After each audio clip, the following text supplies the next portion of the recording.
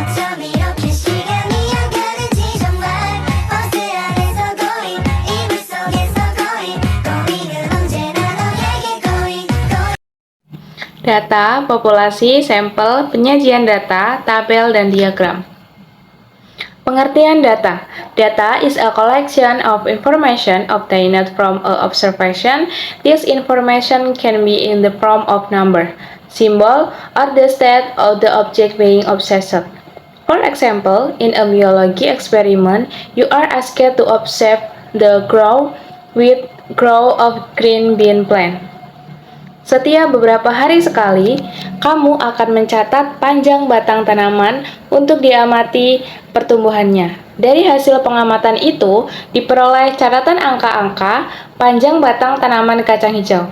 Nah, angka-angka yang kita sebut sebagai data. Tabel pertumbuhan tanaman kacang hijau. Hari ke-1, tinggi tanaman kacang hijau setinggi 0,3 cm. Hari kedua, tinggi tanaman kacang hijau setinggi 1,5 cm. Hari ketiga, tinggi tanaman kacang hijau setinggi 4,5 cm. Hari keempat, tinggi tanaman kacang hijau 8,0 cm. Hari kelima, tinggi tanaman kacang hijau setinggi 10 cm. Hari keenam, tinggi tanaman kacang hijau ada 12,5 cm. Hari ketujuh, tinggi tanaman kacang hijau setinggi 15 cm. Berdasarkan jenisnya, data dikelompokkan menjadi dua, yaitu yang pertama, data kualitatif. Data kualitatif merupakan data yang menunjukkan sifat atau keadaan suatu objek dan tidak bisa diukur secara numerik. Contoh data-data kualitas beras bulanan Februari 2020 yang kurang baik. Nah, data itu menunjukkan keadaan beras yang kurang baik, tapi kita nggak bisa mengukur keadaan kurang baik itu dengan angka. Yang kedua, ada data kuantitatif. Data kuantitatif merupakan data yang menunjukkan ukuran suatu objek, disajikan dalam bentuk angka, dan nilainya dapat berubah-ubah. Contoh data misalnya data pertumbuhan panjang tanaman kacang hijau pada tabel di atas. Dari data itu, kita bisa mengetahui perubahan panjang batang kacang hijau dari angka yang diperoleh. Selanjutnya ada perbedaan populasi dan sampel. Perbedaan populasi dan sampel. Populasi merupakan keseluruhan objek yang menjadi sumber data penelitian. Populasi bisa berupa manusia, hewan, tumbuhan, peristiwa, dan lain sebagainya. Sementara itu, sampel adalah bagian dari populasi yang dapat menggambarkan sifat atau ciri populasi tersebut. Sampel harus benar-benar dapat mewakili dan mencerminkan karakteristik dari populasi yang menjadi objek penelitian. Sebagai contoh, populasi atau contoh sampel, jika tabel, kamu ingin melakukan penelitian terhadap siswa di sekolahmu mengenai kegiatan ekstrakurikuler yang mereka pilih.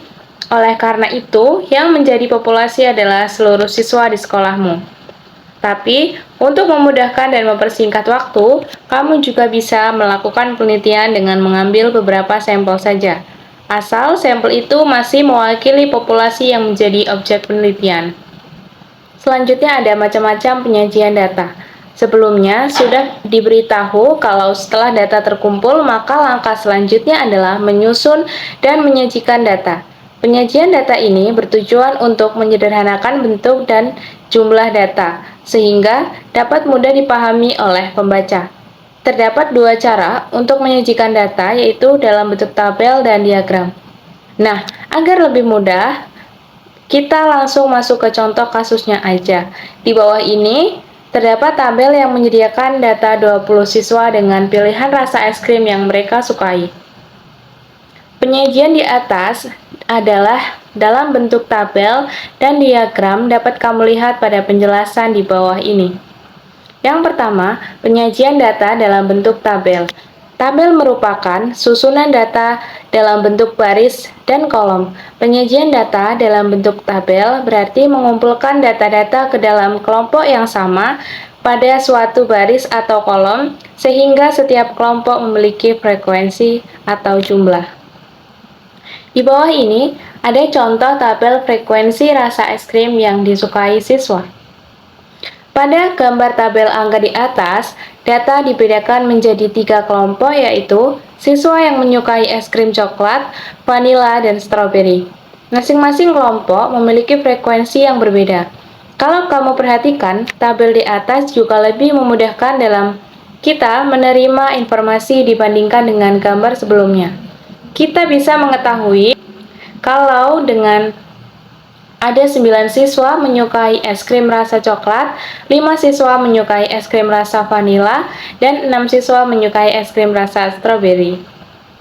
Yang kedua, penyajian data dalam bentuk diagram.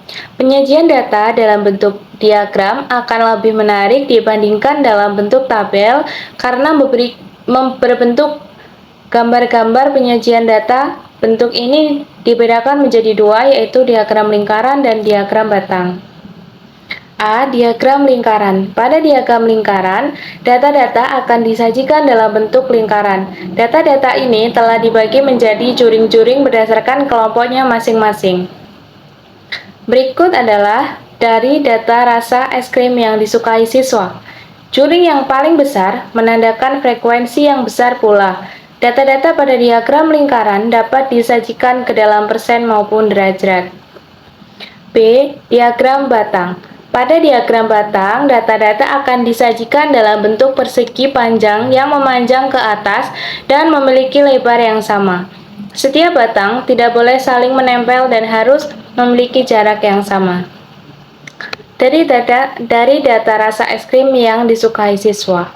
Berikut di samping adalah contoh diagram batang.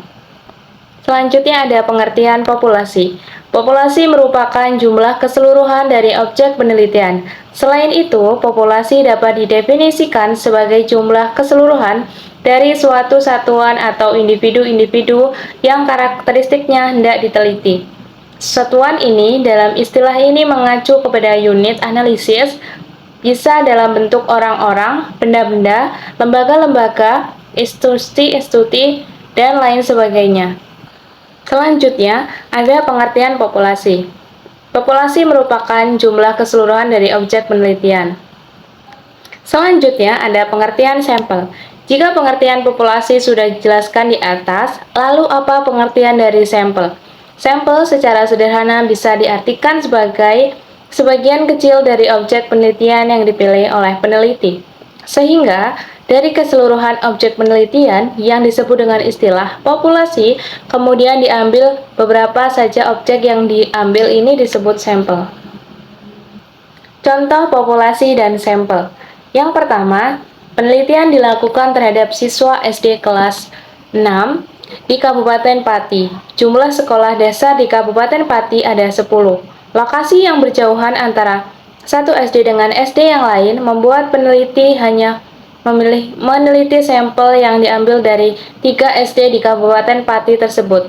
Dari kalimat di atas, maka contoh populasi sampel penelitian tersebut adalah contoh populasi seluruh siswa SD kelas 6 dari 10 SD di Kabupaten Pati. Sedangkan contoh sampel siswa kelas 6 dari 3 SD di Kabupaten Pati.